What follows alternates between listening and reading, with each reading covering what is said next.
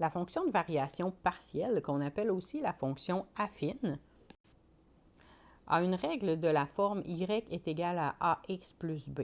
Donc, pour trouver la règle de cette droite-là, donc c'est une droite qui est oblique et qui ne passe pas par 0, 0, il vous faut 2 points. Donc, le a, c'est le taux de variation et le b, c'est la valeur initiale ou l'ordonnée à l'origine. Souvent, on n'est pas capable de les déterminer graphiquement parce qu'ils ne sont pas précis. Alors, à ce moment-là, on peut utiliser la règle. Donc, pour le a, on va trouver la formule y2 moins y1 sur x2 moins x1 pour trouver le a à l'aide des 2 points. Et ensuite, on va utiliser un point et le a pour trouver le b. Faisons un exemple. Donc, avec la fonction g de x qui est ici dans le graphique, on va trouver 2 points qui sont faciles à déterminer. Donc, c'est important, on ne prendra pas, par exemple, le point qui est ici, où est-ce qu'on sait qu'il est à 0,5 pour le x, mais le y, on ne sait pas vraiment où est-ce qu'il est. Alors, on va prendre des points qui sont faciles à déterminer. Donc, par exemple, ici, je le sais que le point qui est là, c'est le point 2, moins 1. Ensuite, on a le point qui est ici, qui est le point moins 1, moins 2, qui est aussi facile à déterminer. Donc, à l'aide de ces 2 points, on va être capable de trouver le paramètre A et le paramètre B. Donc, le A, on va utiliser la formule y2 moins y1 sur x2 moins x1.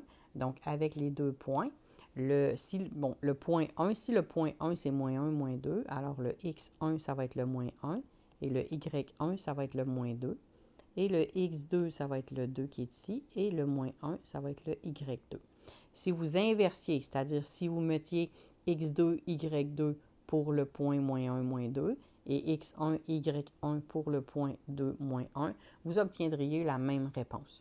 Donc, ce n'est pas important lequel est le point 1, lequel est le point 2. L'important, c'est de mettre le x en premier, le y en deuxième, et que les deux 1 soient ensemble et que les deux 2 soient ensemble. Alors, la première étape, ça va être de trouver A. Alors, on utilise la formule A est égal à y2 moins y1 sur x2 moins x1. Alors, je remplace les éléments. Donc, mon y2, c'était le moins 1. Le moins de la soustraction. Le y1, ça se trouve à être le moins 2 qui est ici. Alors, le moins de la soustraction est le moins 2 du point y1. Le x2 qui est 2, le moins de la soustraction, et le x1 qui est moins 1. Je calcule en haut, je calcule en bas. Donc, moins 1, moins 2. Donc, moins 1, le moins, c'est comme un plus. Donc, je peux transformer ça en plus. Donc, moins 1 plus 2 qui va faire 1. Et 2, moins, qui est la même chose qu'un plus. 2 plus 1 qui va faire 3. J'obtiens alors un A à 1 tiers. Vous pouvez le laisser comme ça. Vous pouvez aussi le diviser. Le seul problème en divisant, c'est que vous allez obtenir un nombre à l'infini. Vous allez être obligé de l'arrondir. Vous allez perdre la précision.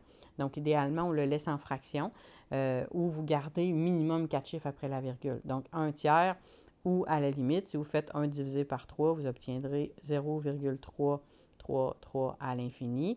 Vous pourriez utiliser 0,3 périodique pour l'identifier, puis mettre toutes les 3 sur votre calculatrice si vous faites des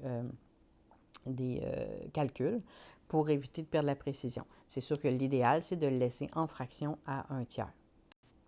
Une fois que le A est trouvé, la deuxième étape, ça va être de trouver le B. Donc, trouver B.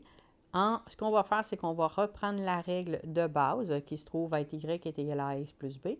On va aller remplacer le y puis le x par un des 2 points qu'on a et le a par le a qu'on a trouvé. Il va nous rester juste le b qu'on va trouver avec la résolution d'équation. Donc, je vais trouver b. Alors, je remplace mon y. Bon, je vais prendre le point 2 moins 1. Donc, mon y, ça va être moins 1. Mon a, ça se trouve être 1 tiers, multiplié par x qui ici vaut 2, plus b, que je ne connais pas, que je vais chercher. Alors, je vais appliquer premièrement la multiplication. Donc, 1 tiers fois 2, je peux le faire. Ça va faire 2 tiers. Donc, moins 1 est égal à 2 tiers plus b. Et mon but, c'est d'isoler b. Alors, il faut que j'inverse le plus 2 tiers. Je vais faire moins 2 tiers l'autre côté et des deux côtés pour être capable de l'annuler. Donc, moins 1 moins 2 tiers qui va faire moins 5 tiers, qui va être mon B, l'autre côté qui va s'annuler.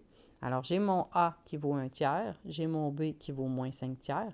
Alors, j'obtiens la règle de cette affine qui va être mon A qui vaut 1 tiers X moins 5 tiers qui se trouve être mon B.